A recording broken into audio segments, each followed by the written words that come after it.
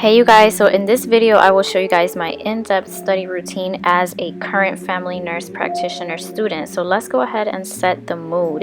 That is the first thing that I ever do if I'm getting ready to have a full-on study day. So I go ahead and turn on my Himalayan salt lamp, kind of get the lighting in my room correct. I love to burn my essential oils, so I will usually do a little mix in my diffuser. It's usually peppermint, sage, lavender. I have a whole bunch of different oils that I like to use. I don't have any specific ones that I like to use for studying, so I kind of just mix whatever I'm in the mood, but I go ahead and just make sure that I really set the mood in my room. I have to have my oils going, my candles burning, the lighting right, and just everything has to be nice and clean and organized, and that is just the beginning of a productive study day for me.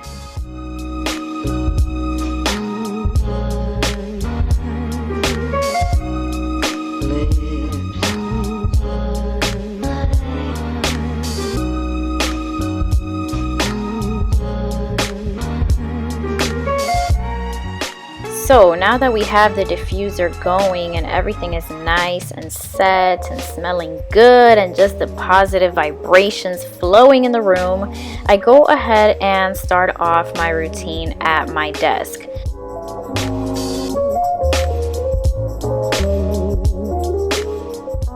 Of course, my desk has to be nice and clean as well, so I make sure that I have everything out. Of course, my laptop, my pens, my planner. These are one of my favorite pens. I get this question all the time, and it is the Papermate Ink Joy gel pens. I have these pens in literally every color, every style. I keep them in this little cup here. That is like my go-to pen when I'm writing notes and just studying in the different colors. I make sure I have a bunch of little post-it notes, nice and organized, and just everything that I'll need for my study routine. I also go ahead and play some music. I love listening to hertz tones or alpha waves, just kind of different healing type of noises, just like a background noise. I don't like to hear music with words in it. I just like to have nice chill type of vibrations going on when I'm getting ready to study. So here I was just showing you guys a case study. I usually do study case studies, as a nurse practitioner student. So this is a soap style case study that we did probably in class or maybe even in clinical or from the book. So I do like to study my case studies, and then this is an example of what my notes look like from class. So as you can see, it's really not much. When we go to class, the instructors don't actually teach or lecture, so we kind of have to just pull information as we go. So this is kind of what my in-class notes look like.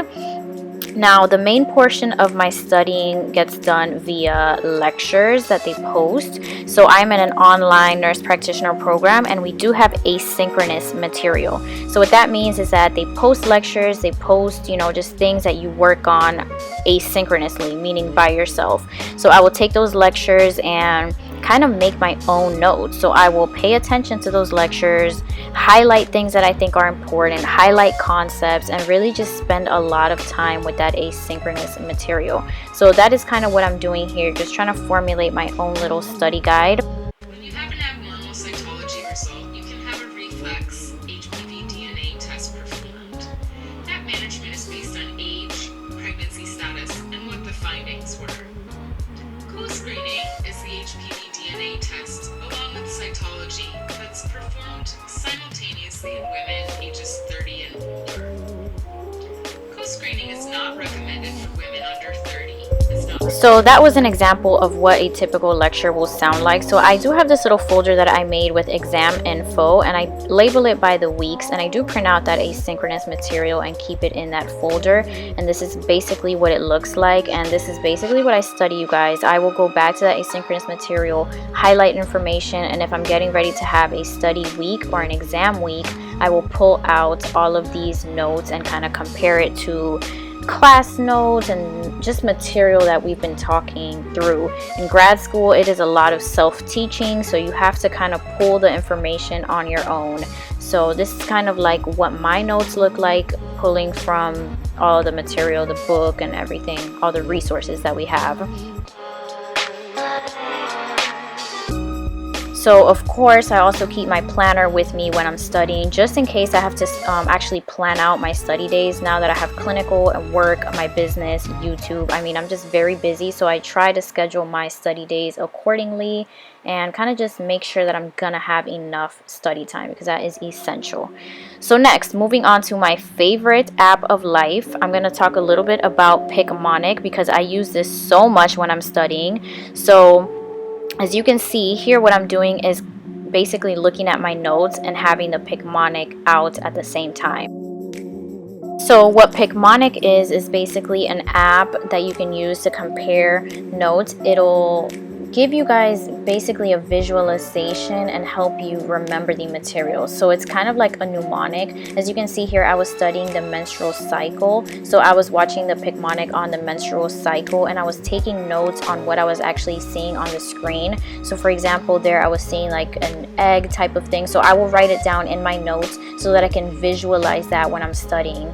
So I use Picmonic like side by side with my notes. It is like literally so amazing, you guys. You have to get this if you are a student. You can make your own playlist. As you can see, I have throwback playlists in here from pharmacology days, but like I said, I am studying women's health right now, so I have my playlist going on for women's health.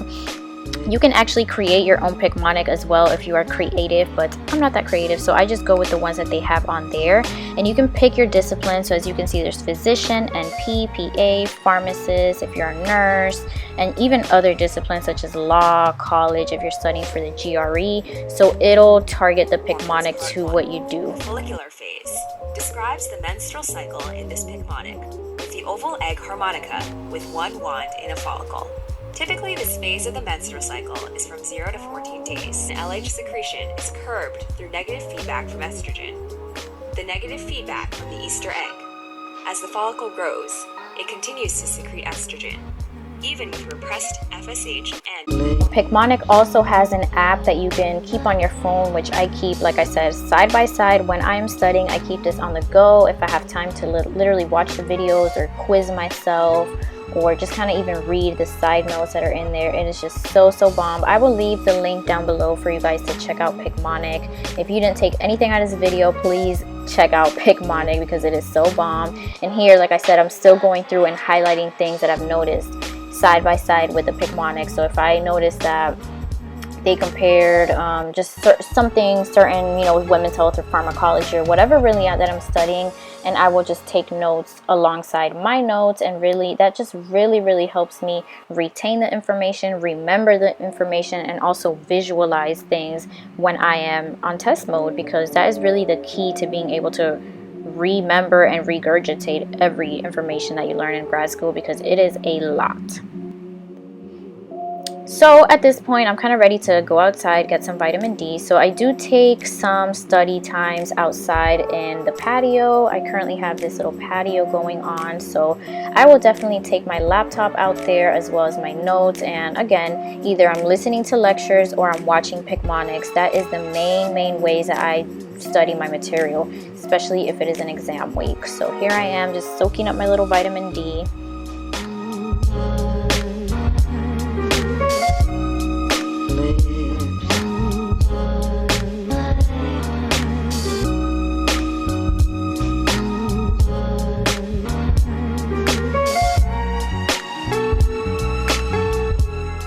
So another key point is staying hydrated while you're studying. I literally always have water with me, even snacks. So if you're a coffee person, either you have your coffee or your water or anything. Now this tumbler is part of my website. I will have more information on these tumblers down below. I do have a new font and style coming, so you guys can check that out. Now another important key point is taking breaks to relax. So I definitely do not run like study marathons or anything. So here you guys will just see me chilling out. I usually take either 30-minute or even 1-hour breaks depending on how much I'm studying. I will either go on social media, reply to comments, reply to YouTube, reply to text messages. I mean, whatever I need to do. Either I'll go outside, go for a walk. It really just depends. It's all about just taking a break. Okay, so you have to be sure to schedule in breaks in your study sessions. Here I think I was just replying to some comments on that picture because y'all were going in on the picture. And then of course I either talk with my friends, I will call my classmates and vent, be like, girl, how is studying going, how is it going? But that is it, you guys, for my in-depth study routine. I hope this was helpful for you guys, and I will talk to you guys in the next video.